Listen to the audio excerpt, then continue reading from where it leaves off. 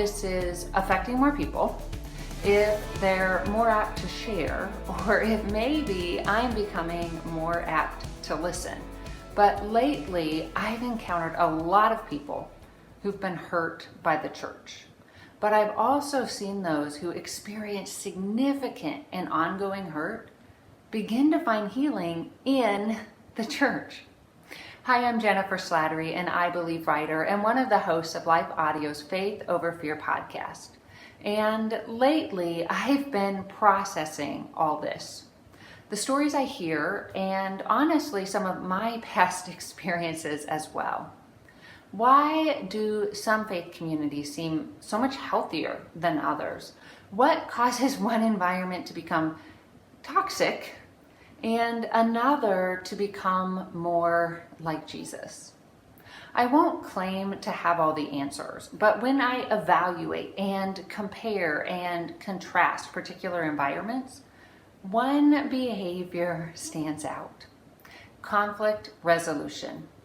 The willingness or unwillingness to address ugliness and sin honestly and directly, to fulfill our God-given roles as peacemakers. And I'm speaking to myself here because as a ministry leader, I am responsible to lead my team well, to lead them to health, and to address relational problems and spiritual and character concerns when I see them. That's not fun. I would much rather avoid those things. But then I consider the example Paul set as he planted churches and merged diverse people groups with diverse backgrounds, personalities, and emotional baggage. In Philippians 4, verses 1 through 3, he wrote, "Therefore, my dear brothers and sisters, stay true to the Lord. I love you and long to see you, dear friends, for you are my joy and the crown I receive for my work. Now I appeal to Euodia and Syntyche, please, because you belong to the Lord, settle your disagreement.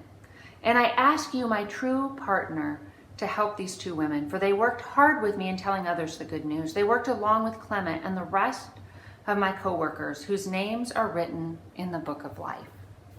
We don't know what was going on with these women, but they were experiencing conflict. There was a relational rift.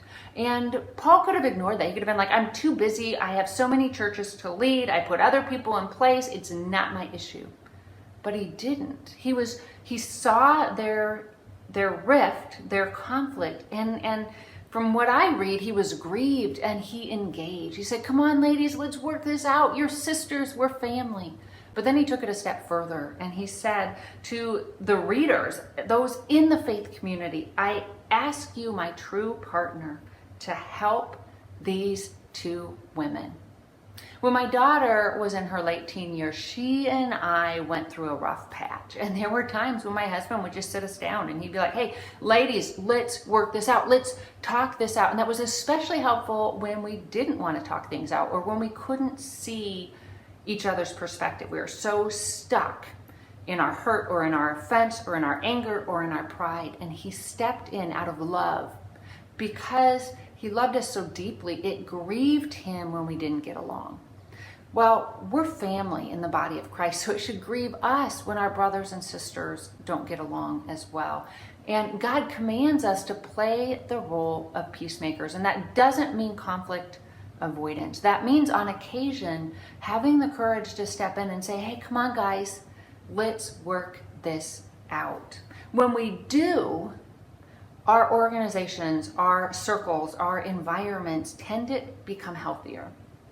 When we avoid conflict, when we think, the problems are just going to go away, the emotions are just going to settle down, many times things become more toxic and people get hurt. People get hurt and they remain stuck in their hurt, in a hurt that so often could have been worked through, could have been resolved. It's never fun to step into messy situations. But God can turn those messy situations into beautiful, deep relationships, into pictures of his love and his grace.